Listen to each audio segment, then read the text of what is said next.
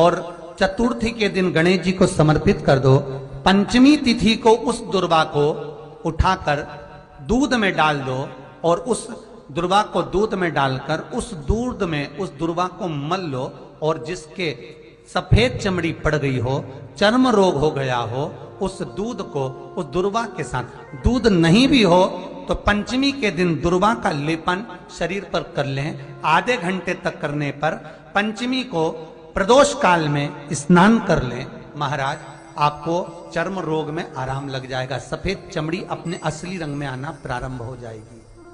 गणेश पुराण दुर्वा का मूल बता।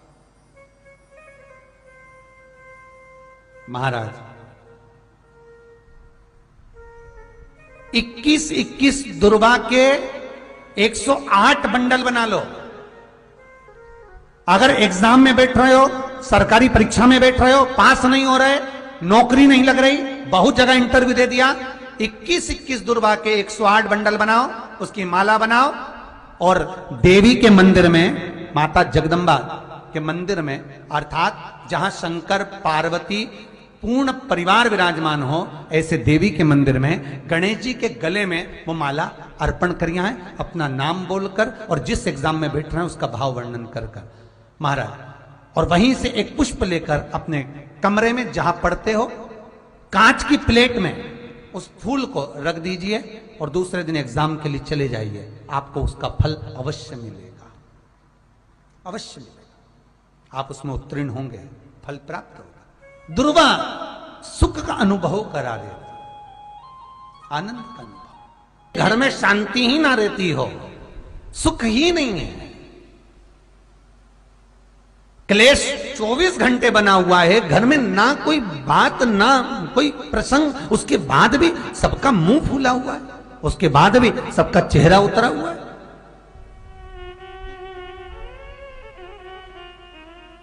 जिस घर में सुख और शांति ये दोनों चीजें नहीं हैं, वो निवेदन है लाल वस्त्र में लाल फूल रखकर उसमें थोड़ा धना, धना जानते हो, वो खड़ा धना आता है, धना पाउडर नहीं, धना, हरा धना, और 5 गोल सुपारी, जो गोल सुपारी होती है पूजन वाली सुपारी, 5 पूजन वाली सुपारी, 5 बेलपत्र इस लाल वस्त्र में रखकर घर के मध्य भाग में पूरे घर का केंद्र बिंदु मिला लो, पूरे घर का नाभि कोण मिला लो, पूरे घर का नाभि स्थल, मध्य स्थल मिलाकर वहां पटे पर रखकर कुंकू चावल से पूजन कर कर उस पर 3 बार पानी को फेर कर भगवान श्री गणेश जी महाराज के मंदिर में बिना बोले जो रख कर आ जाता है, उसके घर में कभी क्लेश नहीं होता, सुख और शांति ये दोनों प्रवेश कर जाती है। भगवान शंकर का शिवलिंग बेलपत्री के पेड़ के नीचे बनाना, साथ में गोबर के विनायक बनाना, गोबर का गणेश, और गोबर का गणेश बनाकर एक छोटी सी पिंडी जैसी माता जगदम्बा के लिए एक ढेली रख देना, गोबर की, महाराज मिट्टी या गोबर की। इन तीनों स्वरूप का पूजन आप करना बड़े प्रेम से, चंदन चंदन आदि अक्षत पुष्प समर्पित कर कर। कच्चा दूध तीनों पर चढ़ाना, दही तीनों पर चढ़ाना, शहद तीनों पर चढ़ाना, घी तीनों पर चढ़ाना, शक्कर तीनों पर चढ़ाना। पूजन कर कर एक इतना बड़ा लाल वस्त्र, लाल वस्त्र, उस लाल वस्त्र पर अपने हाथ के छापे बनाकर कामना कर कर कि हम पति पत्नी में कभी झगड़ा ना हो, प्रेम बढ़े, क्लेश ना हो, आनंद बढ़े, छापे लगाकर उस वस्त्र से उन मूर्तियों को ढाक देना। पूजन कर कर घी का दिया लगाकर ढाक दीजिए। 108 चावल के दाने लेकर एक एक चावल का दाना अपनी कामना कर कर उस वस्त्र पर डाल दीजिए। वस्त्र का चावल अपने ऊपर बाद में छिड़क लीजिए, मूर्तियों का पूजन कर फिर वापस पूजन कर कर विसर्जन कर दीजिए। अगर अदालत में केस भी चल रहा होगा तलाक तक का, तो भी प्रेम बढ़ सकता है और आपका जीवन सुखमय हो सकता है, आनंदित हो सकता है। कोई पैसे नहीं दे रहा, अवश्य करें। कोई धन नहीं लौटा रहा, अवश्य करें। कहीं किसी कंपनी में आपका पैसा उलझ गया है, नहीं मिल रहा है, अवश्य करें, मिलेगा फल।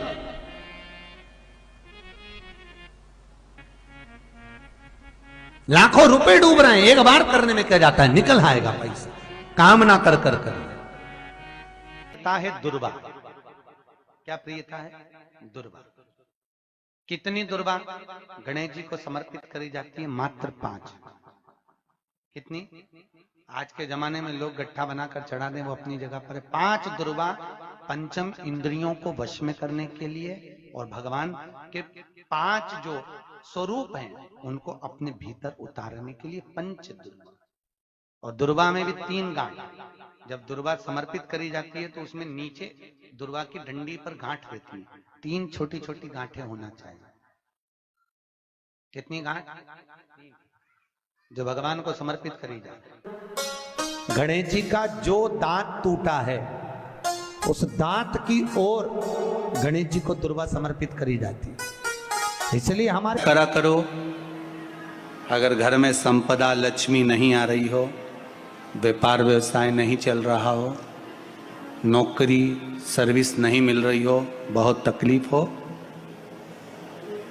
7 बेलपत्री केसर को घिसकर चंदन बनाकर बेलपत्री पर बीच वाली पत्ती पर ओम लिखना है। दोनों पत्तियों पर भी एक आद्यशक्ति जगदम्बा के नाम की केसर की बिंदी लगाना है, दूसरे में श्री गणेश रिद्धि सिद्धि के नाम की बिंदी लगाना है। शिव जी पर समर्पित करते जाना, शंकर को चढ़ाते जा। हमने कहा गणेश जी फ्री रहने का केवल एक समय होता है, एक टाइम होता है, एक पल होता है, एक घड़ी होती है कि गणेश जी महाराज हमारे घर में आ गए। गणेश जी की सबसे पहली जो आरती हो, उस आरती के समय पर अगर धूप बत्ती जलाई जाए या गोबरी को जलाकर उसमें गूगल छोड़ी जाए और गूगल छोड़ने के बाद गणेश जी का नाम ध्रुम वर्ण कह दिया जाए तो गणेश जी को तुम्हारे घर की पूजा स्वीकार करना पड़ती है। बस वो समय हम जानते, हम तो बस उतना जानते हैं कि शिव महापुराण में लिखा और मुद्गल पुराण में लिखा, गणेश पुराण में लिखा, गणेश जी का एक नाम होता है ध्रुम वर्ण।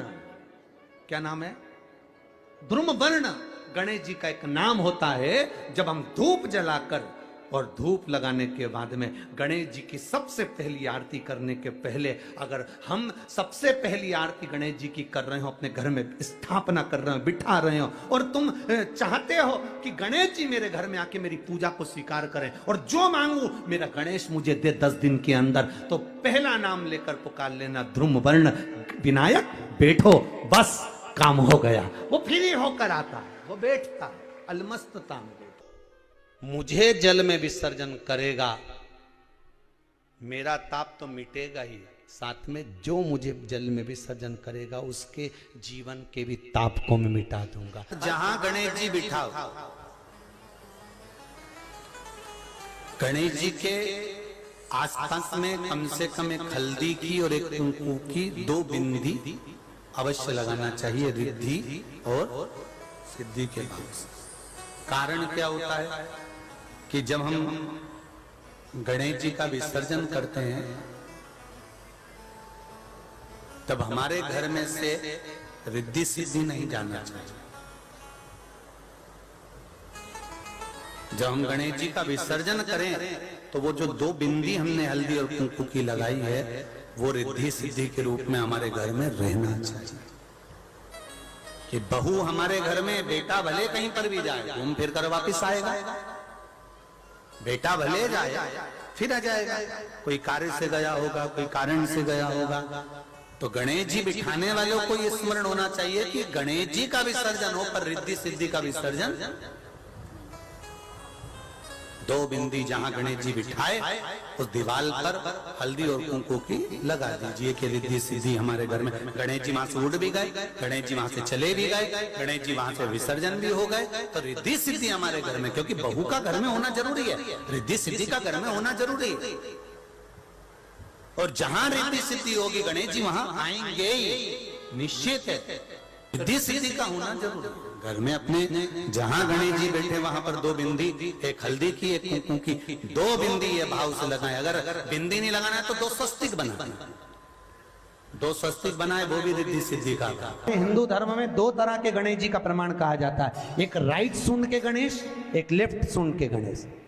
राइट सूंड का जो गणेश होता है वो घर में रखा जाता है, और लेफ्ट सूंड का जो गणेश होता है वो अपने ऑफिस में, व्यापार की जगह पर, दुकान में, धंधे में, पानी में, सर्विस में, नौकरी में लेफ्ट सूंड का गणेश रखा जाता है। जिसकी दुकान, व्यापार, व्यवसाय में अगर राइट सूंड का गणेश रखा जाता है तो लक्ष्मी आती है पर टिकती नहीं है। इसलिए घर में सीधी सूंड का गणेश, और दुकान, व्यापार, व्यवसाय में, ऑफिस में उल्टी सूंड का 2 गणेश। तो इसका मतलब ये थोड़ी ना कि तुम्हारे घर में गणेश जी बैठा तो तुम उठा के बदल लिया यहाँ कहीं। तो गणेश जी की 2 धर्म पत्नियां, वैसे तो गणेश जी की कुल मिला के 5 पत्नी। कितनी है? गणेश जी की 5 पत्नी। पहली श्री, दूसरी तुष्टि, तीसरी पुष्टि, चौथी रिद्धि और 5वीं सिद्धि। ये व्यक्ति के नाम के आगे जो लिखा रहता है ना श्रीमान, ये श्री संबोधन कहाँ से आया? और एक पीछे लिखते हैं, जैसे नाम के आगे लिखते हैं श्री और पीछे लगाते हैं जा में ई की मात्रा जी। लिखते हैं कि इधर नहीं लिखते? लिखते हैं श्रीमान अग्नि प्रसाद जी, श्रीमान बद्री प्रसाद जी, श्रीमान हरीश प्रसाद जी। तो श्री आगे क्यों आया और जी पीछे क्यों आया? कौन ने लगाया? किस लिए लगाया? कौन ने बताया कि आगे श्री लिखो? किसी के नाम के आगे जी लिख दे, पीछे श्री लिख दे, मर्जी अपनी, अपन कुछ भी लिख सकते। पर किसने कहा कि आगे श्री लिखो? क्योंकि गणेश जी महाराज जब विवाह करने जा रहे थे और गणेश जी की जब बारात जा रही थी तो यमुना जी के तट पर गणेश जी की प्रथम पत्नी श्री गणेश जी के चरण पखारने के लिए खड़ी हो गई। और प्रथम गिनती में जब गणेश जी चलने लगे तो श्री ने उनके चरणों को रोक लिया और कहा, प्रभु मैंने आपका आवाहन करा है, मैं आपको अपने पति के रूप में देखती हूँ। भगवान गणेश जी ने कहा, तूने प्रथमता में मुझे पाया है, जिसके नाम के आगे तेरा संबोधन लगा रहेगा वो जगत में प्रसिद्ध होता चले जाएगा। इसलिए श्रीमान लिखा जाता है। जिसके घर में भगवान गणेश की नृत्य की मूर्ति लगी रहती है, उस घर में जितने भी परिवार के लोग रहते हैं वो कहीं ना कहीं 24 घंटे काम में लगे रहते हैं, पर उनको शांति रत्ती भर की नहीं मिलती है। तो शोक चला, गणेश जी ढोल बजा रहे हैं, वो मूर्ति का फोटो घर में लगा दिया। यदि देवता की अपमानजनक मूर्ति या स्मरण पूजन का भाव अगर कहीं लगाया भी जाता है तो उस घर में शांति रत्ती भर की नहीं रहती है महाराज। सतयुग में सिंह वाहन विनायक, त्रेता में मोर वाहन मोर ध्वज, द्वापर में चूहा वाहन गजानन, और श्री गणेश जी महाराज घोड़े पर विराजमान होंगे और उनका ध्रुमकेश नाम पड़ेगा। ये गणेश पुराण में श्री वेदव्यास जी वर्णन कर दिए महाराज। गणेश जी रिद्धि सिद्धि के साथ आपके घर में सदा विराजमान हो। सभी के घर में आज रिद्धि सिद्धि प्रवेश कर जाए। आप सबके घर में बुद्धि के देव गणेश जी के साथ इतनी रिद्धि सिद्धि आए कि आप भी अपनी जिंदगी में खूब शिव महापुराण की कथा, जैसे सोमवंशी परिवार करा रहा है हरदोई उत्तर प्रदेश से, आप भी अपने जीवन में एक बार शिव महापुराण की कथा करवा। चतुर्थी का व्रत करने वाली जो माताएं होती हैं, जो चतुर्थी का व्रत करती हैं, आज भी चतुर्थी मान्य हो रही होगी, तो चतुर्थी का जो व्रत करने वाली होती हैं, जो चतुर्थी का पूजन करने वाली होती हैं, उनके भीतर का एक भाव होता है कि जैसे ही शाम का समय आए चंद्रदेव का पूजन करें, चंद्र जब प्रकट हो जाए, कलश भर लिया, उसके नीचे आखा दाना रख दिया, चावल गेहूं जो भी आप रखते हो पूजन के लिए, ऊपर पात्र आदि रख दिया जलाशय, फिर अपन ने घी का दिया लगाकर पूजन भी कर ली। तो जो चतुर्थी का पूजन करने वाली होती हैं, जो चतुर्थी का नियम व्रत धारण करने वाली होती हैं, बड़ी बड़ी चतुर्थियां करती हैं या उसका नियम धारण करती हैं, तो चतुर्थी का जो पूजन करती हैं वो किस चीज के लिए होता है? केवल संतान, पुत्र, परिवार, हमारा कुटुंब, हम जिस कुल में हैं हमारा कुल वैभव की ओर बढ़े, संपदा की ओर बढ़े और उसकी आयु बढ़े, उसकी आयु बढ़े, वैभव बढ़े। बहुत ध्यान दीजिएगा महाराज, चतुर्थी की पूजन में जो आप आखा दाना रखते हो, गेहूं वगैरह कुछ भी जो भी रखते हो, उसकी बड़ी महत्वता होती है महाराज।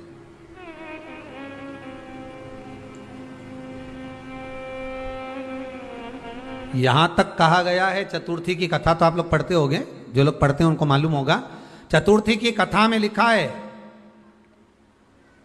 चौथ माता के व्रत में वर्णन किया गया है कि वो आखा दाना जो रखा जाता है, मान लो कोई जरूरी काम होता है तभी आखा दाना को रखा जाता है, संभाल के रखते हैं कि हम इस काम के लिए जा रहे हैं और हमारा ये कार्य सफल होना चाहिए।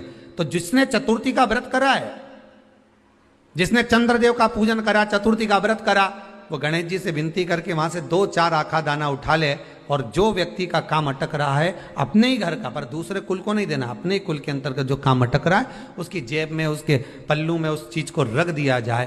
तो चतुर्थी जो अगली आती है, जैसे आप महीने की करते हो तो महीने की, और आप जैसे करते हो कि 4 अलग बड़ी बड़ी चतुर्थी करते हो तो उसके अनुसार आपका कार्य सिद्ध होता ही है। उस आखे दाने का इतना महत्व होता है क्योंकि चतुर्थी का व्रत करने वाली माता जब व्रत करती है तो स्वयं चतुर्थी की कथा में लिखा हुआ है कि पार्वती जी गणेश जी से चतुर्थी की कथा बचवाती। चतुर्थी की कथा बाची किसने थी? स्वयं गणेश जी महाराज ने। और सुनी किसने थी? माता पार्वती। बाचने वाले गणेश जी थे, सुनने वाली माता पार्वती थी। तो चतुर्थी की कथा जब होती है तो उसको स्वयं गणेश जी बाच रहे हैं, तो व्रत कौन सुन रही है? माता पार्वती। और आपने जो आखा दाना लिया वो गणेश जी के भाव से लिया, गणेश जी से निवेदन करके, विनय करके, प्रार्थना कर कर उसको प्राप्त किया, आपने उसको लिया।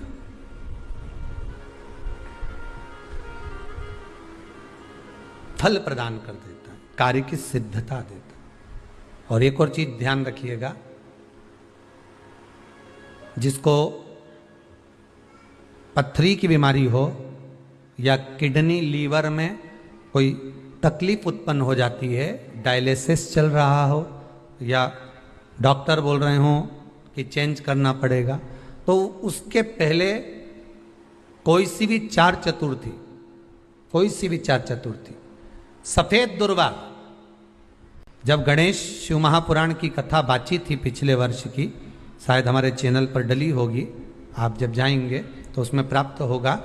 तो सफेद दुर्वा, और दुर्वा का भी वर्णन करा था कि दुर्वा कहां से उत्पन्न हुई थी, दुबा का भी व्याख्यान वर्णन करा था कि दुबा का महत्व क्या है, इसको अमृत क्यों कहते हैं, उसका भी वर्णन करा गया था कि सारे पेड़ पौधों को काट कर पटक दो, सूख जाते हैं, पर दुर्वा को भले काट लिया, 1 साल बाद वापिस ले जाकर डाल दो और पानी के अंदर दुर्वा हरी हो जाती है, अमृत कहते हैं उसको। तो उसमें सफेद दुर्वा, जिसका किडनी लीवर का प्रॉब्लम होता हो, उसको सफेद दुर्वा, बालचंद्र का स्मरण कर कर 7 बार घुमाकर वो सफेद दुर्वा सुबह के समय खाली पेट थोड़ी सी दुर्वा का भाग दांतों से चबा चबा कर उसको निगल लेना चाहिए।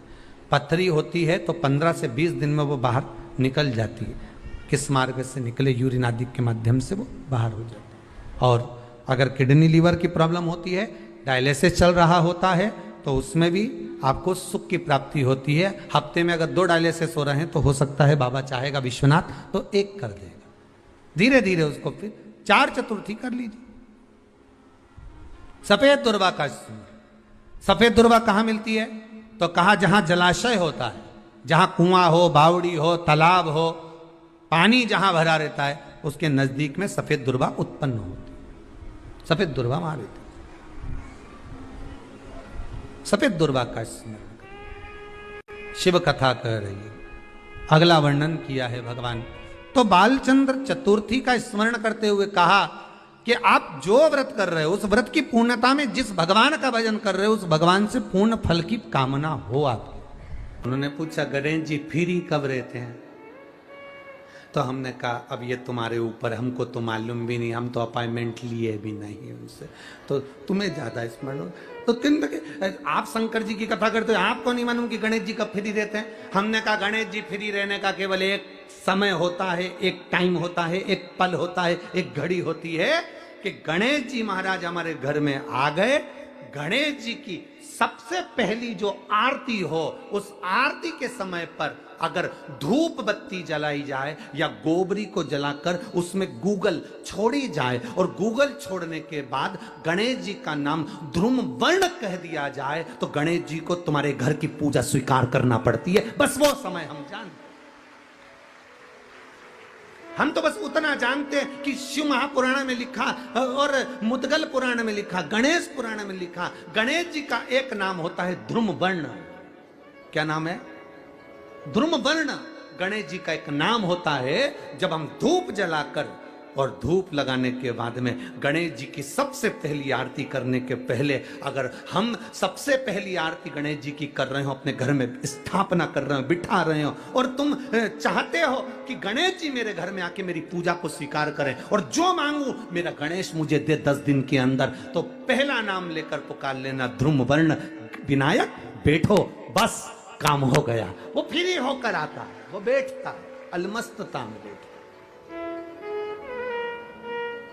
अब वो हमसे पूछे समय क्या है? हमने कहा देखो हमारे को तो मालूम नहीं, बस इतना जरूर जानते हैं कि ध्रुम वर्ण नाम के मेरे विनायक जो जिनके शरीर से भक्तों के ताप मिटाने के लिए अग्नि तेज निकलता रहता है, जिनके शरीर से धुएं की भांति अग्नि प्रकट होती रहती है। अग्नि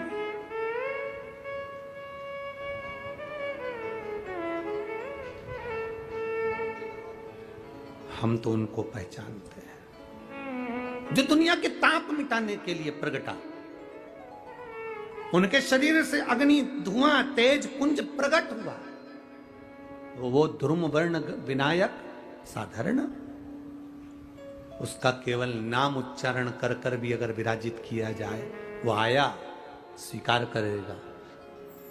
10 आप अभी तक बिठा लेते थे सिद्धि विनायक आओ, मयूरेश्वर आओ, भगवान को बल्लेश्वर पधारो, आपने बुलाया, आया वो, बैठा वो, ऐसा नहीं कि नहीं बैठा, पर हमें समय का भान नहीं हो पाया। हम किस समय पर भगवान को रिझाएं?